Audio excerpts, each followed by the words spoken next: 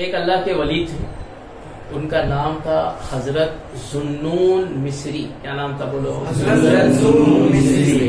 अल्लाह वालों के नामों में भी एक तासीर होती है, इसलिए याद रखने का। हजरत जुन्नून मिस्री। जुन्नून मिस्री।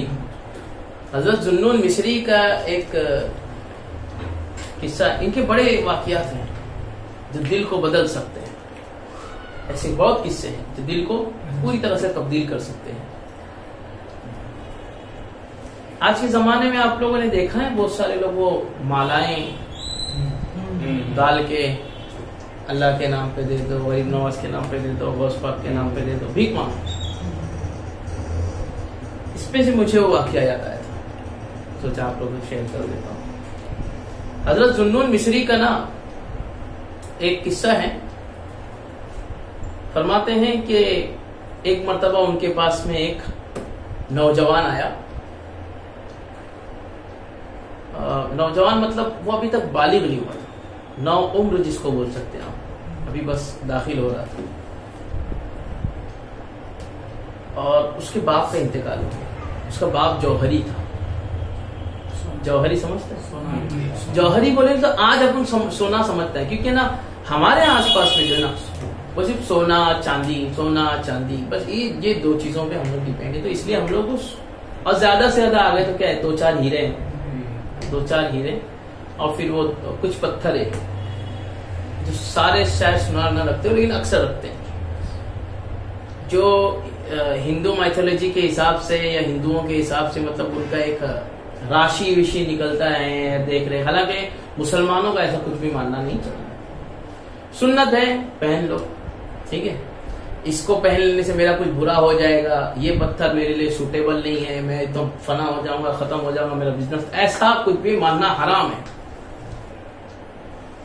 हाँ, मैंने एक पत्थर पहना, अंगूठी पहनी है जिसके अंदर जो है वो ये वाला पत्थर लगा हुआ है, जैसे हकीक एक पत्थर आता है, फिरोजा एक पत्थर आता है, ऐसे कुछ पत्थर हैं जिसको रसूलुल्लाह सल्लल्लाहु अलैहि वसल्लम ने इस्तेमाल किया। मैं पहना हूं इसलिए कि रसूलुल्लाह ने पहने थे, तो इंशाल्लाह सुन्नत की अदायगी की वजह से मेरी जिंदगी में बहुत चीजें इंशाल्लाह बेहतर होती चली जाएगी।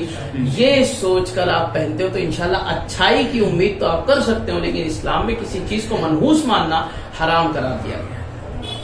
ठीक, तो जौहरी जो आजकल के हैं तो हम ये समझते हैं मतलब सोनार वगैरह वगैरह ना, जो सोने वाले, इसलिए हम सोनार बोलते हैं, सोनार बोलते हैं। उस जमाने में जौहरी, जिनको जौहरों की बेशकीमती जौहर बहुत सारे होते थे, तो उसमें से बहुत सारे होते थे। सोने चांदी के ऊपर भी बहुत सारे जौहर अभी भी हैं, हम सोच नहीं पा रहे। जो आप पता करोगे ना, जब उसमें डीप पे जाने लोगे तो आपको पता चलेगा, बहुत सारे हैं। तो एक फिरोजा पता है आपको? एक फिरोजा सोने से महंगा है। एक फिरोजा पत्थर सोने से महंगा हो जाता है, उसकी क्वालिटी पे डिपेंड करता है। ऐसा होता है, एक हकीक पत्थर सोने से महंगा हो जाता है। पत्थरों की बात बता रहा हूं, तो जौहर अलग होते हैं, जवाहिरात अलग होते हैं। तो वो जौहरी था, उसका बाप का इंतकाल हुआ, बड़ा पैसे वाला ना। वो जुन्नून मिस्री का एकदम फैन, उनका एकदम शैदाई, उनके यहाँ बैठने वाला, उनसे सीखने वाला। तो वो आया एक दिन और कहा कि मेरा अब्बा जी इंतकाल हो गए। तो उस जमाने में 1 लाख रुपया उन्होंने छोड़ा। उस जमाने में यूं बोलो अरबपति बंदा होगा वो। तो 1 लाख रुपया तकरीबन छोड़ा है। अब मैं चाहता हूं कि आपके पास बैठने वाले मेरे जैसे आदमी को ये 1 लाख रुपए की क्या जरूरत है। मैं चाहता हूँ ये पूरा पैसा आपको दे दूं, आप जहां चाहो खर्चा करो, खुद के ऊपर करो, आपकी खानका के ऊपर करो, चाहे लोगों में बांटो, चाहे दरवेशों की मदद करो, आप जो चाहें करें आप। तो हजरत ने बोला कि तो बालिग है? उसने कहा नहीं।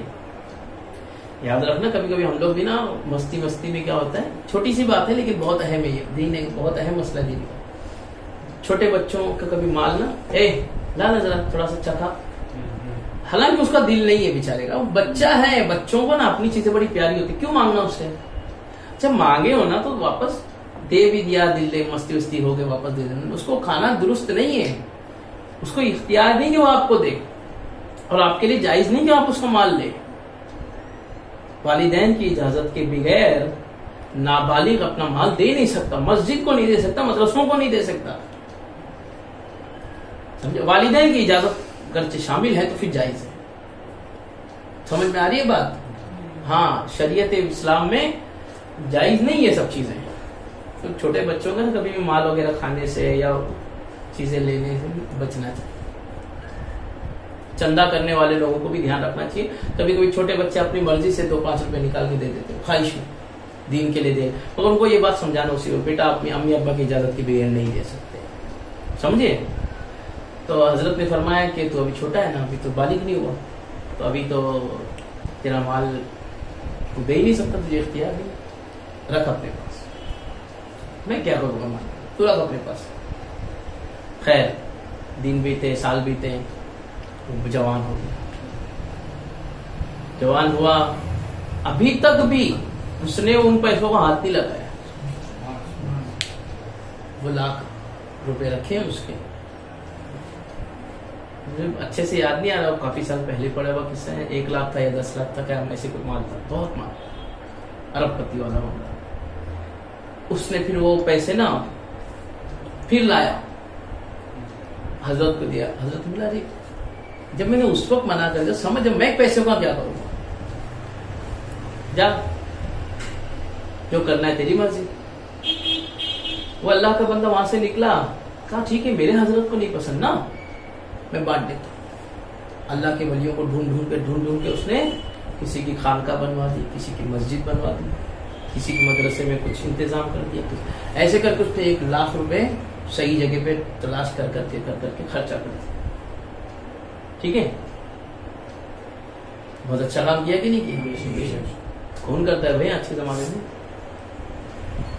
लोगों की नानी मर जाती है, वो 100 रुपए जेब से निकलते अपन तो जब वो जुम्मा का चंदा देने गए थे ना ऐसे, तो जुम्मा के चंदे में भी हम वो नोट ढूंढते जो थोड़ी सी गली हुई हो ना, मस्जिद वाले चला लेंगे, मदरसे वाले चला लेंगे। तो हमारा तो हाल ये है। खैर, तो हजरत जुन्नुन मिस्री का ये शागिर्द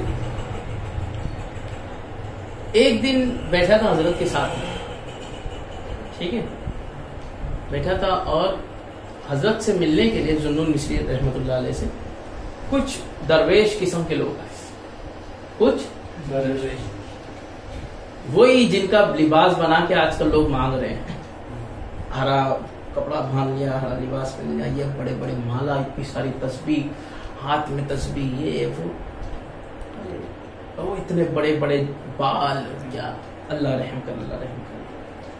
तो ये दरवेश इस तरह के होते थे, उनके लिबास इस तरह मैले कुचेले नहीं होते थे, साफ सुथरे होते थे। हाँ, कभी बाद वो जुल्फे रख लेते थे, ठीक है, और कभी मतलब असल बात ये थी कि उनको बहुत ज्यादा अपने जिस्म का ख्याल नहीं रहता था, बस एक अल्लाह के बारे में लगे हुए। तो दरवेशों ने आके ना कोई ऐसी बात कही कि जिसके लिए पैसों की जरूरत, उन्होंने अपनी पास एक बात, अब ये अल्लाह की वलियों की बातें हैं आपस में, वो क्या, वो सामने कुछ और कह रहे हैं, उसका मीनिंग कुछ और होगा, वल्लाह वाला। लेकिन उन्होंने ऐसी कोई बात कही ना जिसका जाहिरी मतलब बनता था कि उनको पैसे चाहिए, और वो दीन का बहुत बड़ा काम था कोई। तो दरवेशों ने जब वो बात की ना, तो हजरत जुन्नुन मिस्री रहमतुल्लाह अलैह कुछ कहते उससे पहले वो बंदा, वो लड़का लंबी गहरी सांस लिया, हाय या अल्लाह, देखो क्या कह रहे हैं, हाय या अल्लाह, काश मेरे पास आज वो माल होता, या अल्लाह तू मुझे उसके बाद फिर इतना माल देता कि फिर मैं हजारों और 100 हजारों करोड़ रुपए कमा लेता, और फिर मैं इन लोगों को दे देता हूं सारा माल। काश मैं कमाता, और इसलिए कमाता कि मैं इनको देता। बात तो उसकी कमाल थी, लेकिन हजरत समझ गए कि इसके दिमाग में क्या है। हजरत से अल्लाह वालों की बात और होती है, वो चारों तरफ सोचते हैं, हम सिर्फ वो जो नजर आ रहा है। तो हजरत जुन्नून मिस्री रहमतुल्लाह अलैह ने फरमाया बेटा ठीक है उठ जाओ, जल्दी से जाओ। 3 आने रखे थे उनके पास, 3 आने उठाए। जैसे जड़ी बूटियों की दुकानें होती ना, हमारे यहाँ पे आयुर्वेदिक वाली कहलाती, हर जमाने में अलग अलग कहलाती होंगी, या अभी भी बाहर चले जाओ हिंदुस्तान के तो अलग नाम से होंगी। जड़ी बूटियां तो जड़ी बूटियां हैं। हाँ वो बात और है, लोगों ने आपको सिर्फ आयुर्वेद पे नाम पे पेटेंट करवा लिया उसको। हम जरूरी नहीं कि उसी के नाम पे, आयुर्वेद से पहले कुछ और नामों से चलती थी। यूनानी आप देखें, आयुर्वेद भी कमाल की चीज है। जाहिर सी बात है, अल्लाह की हर नेमत हम सबके लिए फायदेमंद है, उसको इस्तेमाल करके फायदा उठाना चाहिए। तो जड़ी बूटियों की दुकान पे भेजा, फरमाया एक काम करो, वो सर दर्द वाली, पेट दर्द वाली, ऐसा कुछ कहा होगा उन्होंने, फला बीमारी की जो जड़ी बूटी है ले आओ। वो ले आए। वो लड़का लेके आया तो उसको कहा कि एक काम करो, इसको कूट लो, कूट के इसमें थोड़ा सा पानी डाल के इसकी गोलियां बना लो, ठीक है। और उन गोलियों, जैसे वो गीला रहेगा ना गोलियां, तो उसमें जो ना बारीक बारीक सुई से होल कर देना, ताकि हम लोग उसके बाद में धागा डाल सके। वो गया बंदा, उसने रात में उसको कूटा पीटा, उसको बनाया, उसकी गोलियां बनाया, टाइम लगा, काफी गोलियां बनी, ठीक है। वो लेके सुबह में पहुंचा, वो लड़का पहुंचा। हजरत ने ना उसके हाथ में फरमाया तेरे हाथ में ही लगा, उसके हाथ पे हाथ रखा, वो गोलियां छूट गई, ठीक है। हजरत ने कुछ अल्लाह के नाम पढ़े, कुछ अल्लाह के नाम पढ़े और दम किया और हाथ हटा दिया। हाथ हटाया तो सोना चांदी के बहुत ऊपर, हीरो के भी बहुत ऊपर एक खास पत्थर होता है, उसको कहते हैं याकूत। वो याकूत में बदल गई थी जड़ी बूटी। सुभान अल्लाह। हजरत ने धागा लिया याकूत को। अब वो जौहरी का बेटा था ना, बचपन से जवाहरात देखे तो दंग रह गया देख के, दंग रह गया कि इतने जबरदस्त लेवल के, मतलब इतने क्वालिटी इसकी, इतनी जबरदस्त लेवल की क्वालिटी तो मैंने पूरी जिंदगी में नहीं देखी। हजरत ने जो है ना उसको पिरो के उसके हाथ में दिया। अभी तो उसको कुछ नहीं बोल रहे कि मैं क्या कर रहा हूं, ये क्यों कर रहा हूं, ये कैसे कर रहा हूं, कुछ नहीं बता रहे उसको, उसको बस इंस्ट्रक्शंस दे रहे हैं। और जो अल्लाह वालों के सच्चे मानने वाले होते ना, वो होते भी ऐसे ही, जो इंस्ट्रक्शंस आया है उसको पूरा करना है, क्योंकि वो जानते हैं कि इसके पीछे कुछ ना कुछ बड़ी हिकमत अल्लाह की जानिब से छुपा के इन्होंने रखी, जो हमको बताएंगे। ये सीख मिलनी है। उससे कहा कि अब एक काम करो, जाओ तुम सारे जवाहरात के बड़े बड़े मार्केट और बड़े बड़े व्यापारियों को जानते हो, जाओ मार्केट में अपने पता करो ये कितने के, बेचना नहीं, बेचना मालूम करो ये कितने के। वो गया, जाके आया, पर पीस कई दिन लगे उसको। कई दिनों के बाद जो उसकी कीमत तय हो पाई ना, फाइनल कीमत जो उसकी बेचने वाली, वो कीमत थी पर पीस 10 लाख रुपया। उस जमाने का 10 लाख रुपया। इसने ख्वाहिश कितनी की थी कि मैं होते तो दरवेशों को देता 1 लाख की। उस जमाने के 1 लाख, वो भी अरब हो गया, 1 अरब मान लो उस वक्त, करोड़ के तो बहुत ऊपर चले गया ना भैया। 1 मिलियन पकड़ लो तो उसने 1 मिलियन, तो यहां पे 10 मिलियन का पर पीस था, ऐसे कई पीसेस थे उसके। हजरत ने फिर क्या किया ना, जब वो आया तो फिर उसने ख्वाहिश जाहिर की कि हजरत कमाल, आपने जो पर पीस अपने क्या दम किया इस पे। हजरत ने फिर फरमाया इधर, फिर उसके हाथ पे हाथ रखा, फिर कुछ अल्लाह के नाम पढ़े, फिर दम किया, फिर हटाया तो वो जड़ी बूटी थी।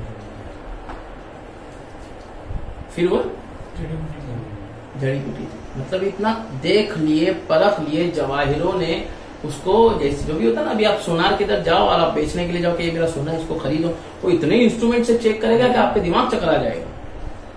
कभी गए होंगे बेचने के लिए? नहीं गए हो तो कभी जाना, कोई छोटी सी रिंग बेचने के लिए जाना और कहना कि हमारे पास बिल नहीं हो भी ना, तो सिर्फ एक आजमाने के लिए, देखने के लिए, मतलब मैं हमें बिल नहीं है इसका। देखो क्या इतने आलात निकाल देगा, इतने इंस्ट्रूमेंट्स निकाल देगा ना वो। तो जवाहिरात नापने के अलग अलग आलात पहले से चले आए हैं। तो जवाहिरात नापे गए, तोले गए, फाइनल रेट जो उसका ठहरा था वो कितना ठहरा था? पर पीस 10 लाख रुपया।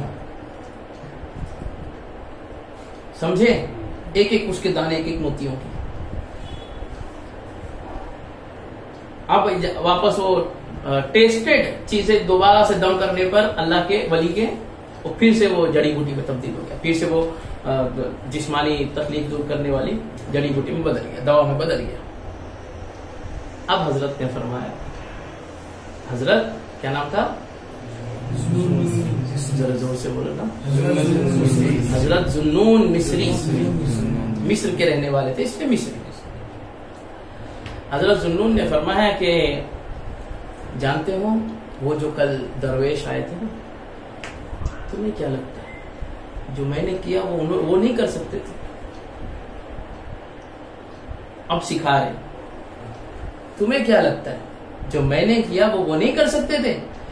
जिन कलाम को पढ़कर मैंने इस अदना सी चीज को इतना आला बना दिया, वो कलाम वो सब के सब जानते थे।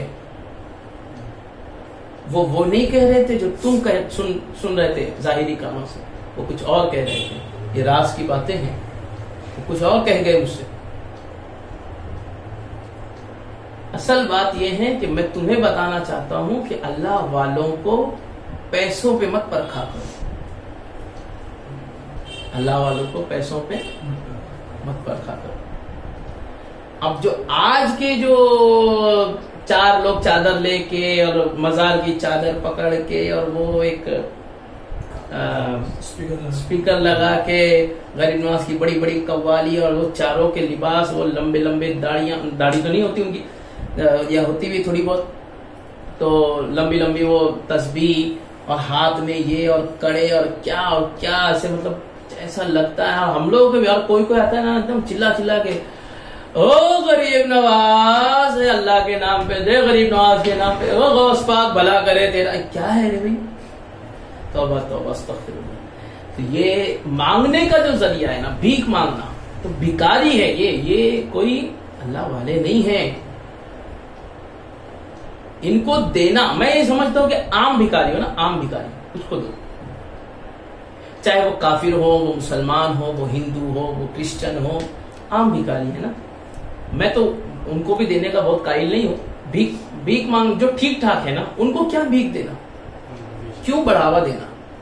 रसूलुल्लाह ने नहीं किया, हम क्यों दे? हम तो उनकी, मैं तो नहीं देता, लेकिन कोई ऐसे है ना कि जो बहुत मजबूर हो वाकईतन, उनको उनकी खुल के मदद करनी चाहिए। उनकी हुजूर किया करते थे, उनकी खुल के मदद करो, ठीक है?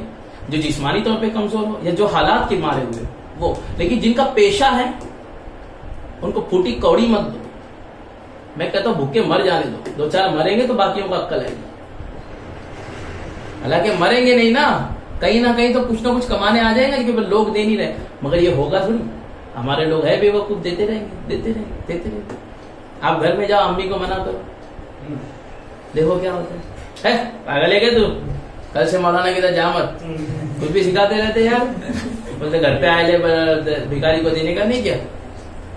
उनको ये नहीं समझ में आ रहा कि भिखारी जो मजबूर आया है ना, उसको दो। वो जिनका पेशा भीख है ना, भीख मांगना, उनको मत दो।